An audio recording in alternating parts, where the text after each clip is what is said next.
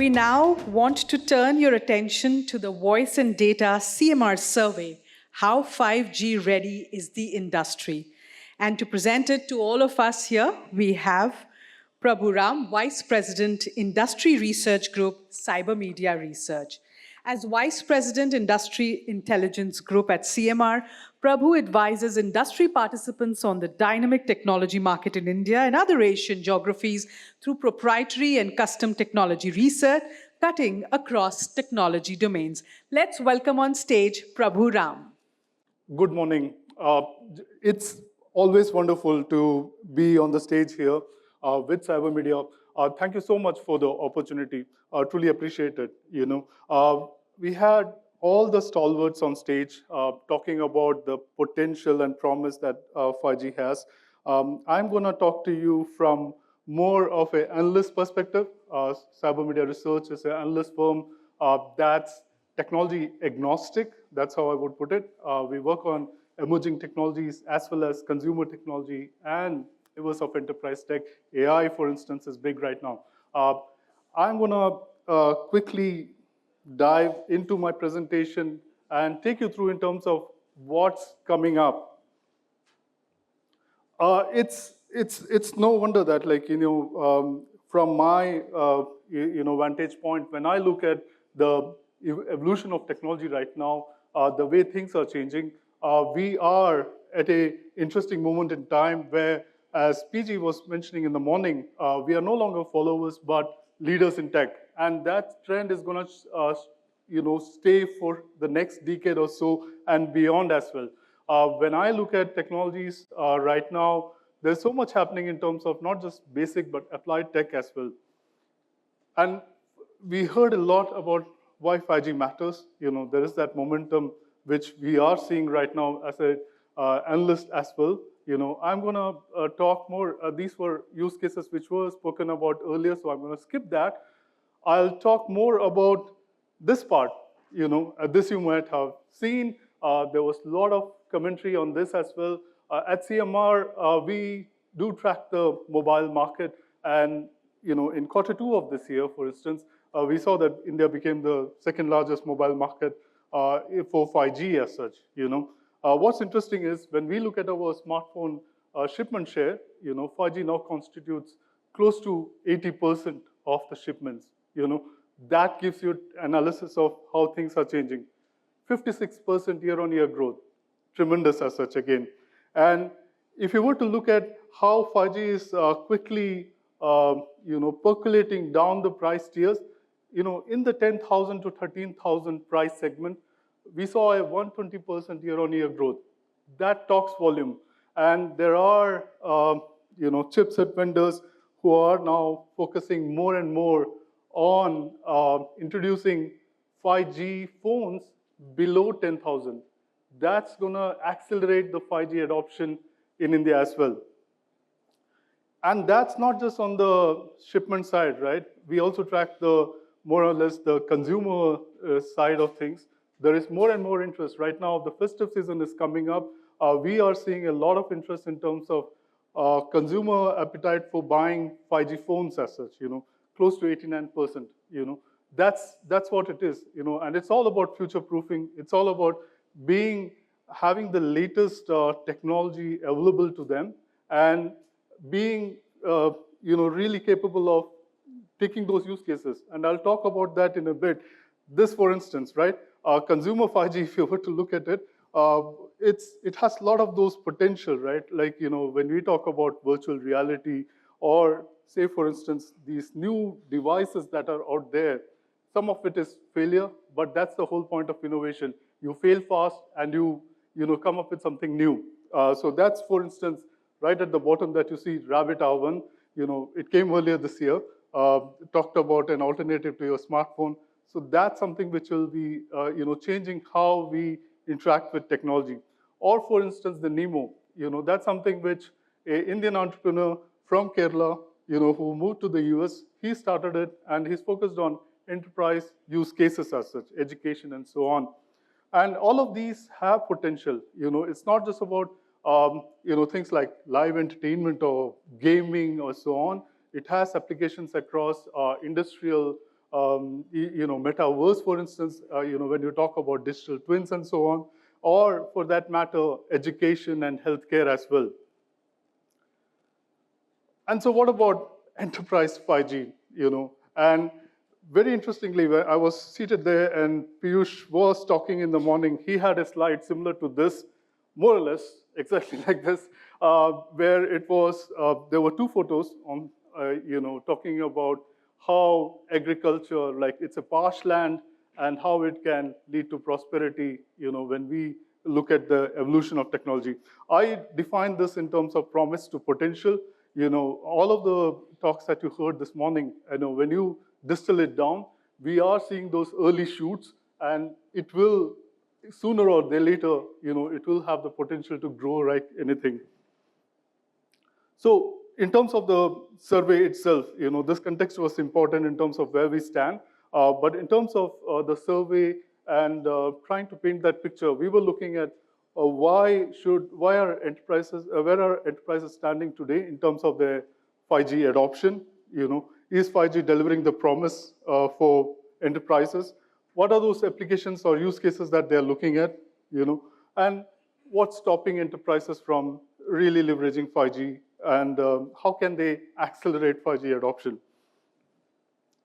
And when you looked at it, it's no wonder, these are early days, and that's the whole point of being an analyst, tracking it, painting a picture to understand how and where we are in terms of the technology deployment. What we saw is that most enterprises that we surveyed, and these are the mainstream, not the early adopters, they are still, just, as the talks were talking about, like pilots and so on. Less than 1 year ago, 50% or so, they started their journey. 30% or so in the last 1 to 2 years as such, And there are those, benefits that they are seeing in terms of enhanced speed, which we spoke about, latency that we spoke about, as well as surprisingly security as well coming into the foray as such. If we were to dive deep into this, again, survey respondents spoke about connectivity, efficiencies being driven by 5G, competitiveness coming in, cost efficiencies being driven, and service innovation, product innovation that can be delivered, so which translates to better consumer experiences and so on, or end user experiences. Again, try to understand that these are decision makers at all of these enterprises who are right now at the very early stages of 5G adoption as such. Again, when we looked at where 5G is being leveraged, they're talking in terms of R&D, customer service, sales and marketing, IT infrastructure. Those are some of the areas which the respondents were talking about. And collaboration, of course, is the big, clear point of reference for them. Augmented reality, virtual reality that I spoke about earlier, that's again tied to collaboration. Cybersecurity is the third part. There is a whole focus on smart manufacturing as well as analytics and so on. And these are again very exploratory stages as such, and it gives us a good baseline in terms of understanding what enterprises are really thinking about. If we were to look at, specific use cases as well, what those examples are, what we are seeing is, asset tracking in terms of retail and consumer goods, or for that matter, predictive maintenance. Examples like surveillance, collaborative robots. These were also instances which we were speaking about through the sessions today. And in terms of looking at the priorities going forward, the early adopters, right? And this is, decision makers who are fairly advanced in terms of where they are. They are looking at expanding their IoT capabilities. That's one key priority for them. Or for that matter, investing in data analytics and edge. That's the second one. Or looking at really piloting those 5G use cases for their key business areas. And of course, as I mentioned at the beginning as well, we are talking about promise to potential. When you look at the mainstream audience as well, the major enterprises who on the mid to the SMB segment as well, they are yet trying to understand where and what they can do. So there is that lack of access to 5G and lack of access in terms of the application ecosystem as well. That's one thing. Unclear about the cost and complexity. That's the second big factor which came in. There is that lack of awareness in terms of benefits as well. And we have seen this even in consumer 5G, right? Again, as an analyst, one of the big questions that I've been trying to answer over the last 3 years is how 5G can deliver value for consumers. What is that consumers can really do with 5G as such? That's one thing which I've been answering more or less almost through the course of the last 2-3 years. When it comes to enterprises, that question becomes much more. And again, the biggest one, right? It's all about tied to the complexity part of it is the talent equation. That's the other big challenge as such.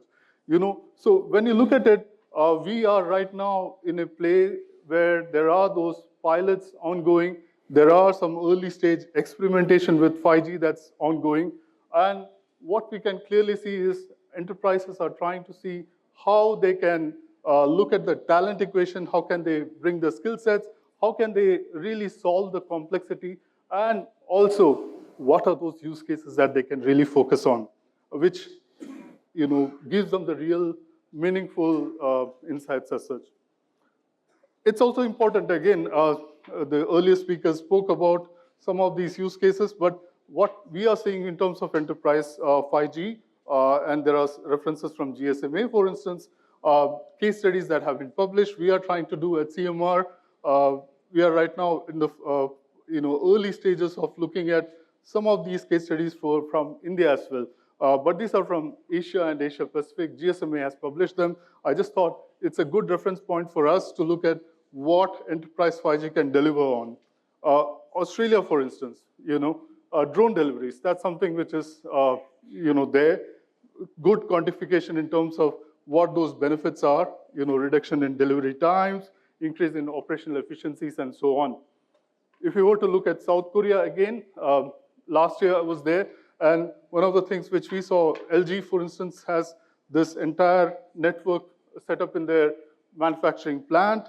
With 5G, what they've been able to do is, use collaborative robots and so on, and which has led to reduction in, space shortage, wastage, hourly transportation became faster. There was 70% reduction in terms of defective goods as well. Again, this is one example of what 5G could do. And the third one, and something which I really love, is what Japan has been doing, and which GSMA again has highlighted in their case studies, for instance, which is about having private 5G in an area where it's a railway station, and it led to improvement in efficiencies in terms of train arrivals, departures, and so on. Routine maintenance became faster. There was reduction in terms of manpower needs, as well as reduction in terms of maintenance costs. These just give you a sense of what the future looks like. And so, again, one of the things is, what can enterprises really do? And for me, when I look at it, just look at the deployment options which are there. Earlier speakers talked about all of this. What 5G is, what it has in terms of the potential and the implications for the business, that's really key to understand. The third part is how we could collaborate with ecosystem partners, and telcos are there, working with them in terms of the pilots and so on. And most importantly, the security has to be prioritized, and gradually adoption has to increase. I'll stop there because of time shortage, but I would definitely say that it's an interesting time to be in this space. If you are keen on learning more about what we do at CyberMedia Research and how we can collaborate, do take your smartphones. You will see that QR code at the bottom. That's one good way of connecting with me and staying in touch as such. So thank you for listening in. Really appreciate your time today. Thank you so much, Prabhu, for that. And may I invite on stage Mr. Piyush Vesh to kindly present a token of appreciation to Prabhu. Good, good. All good.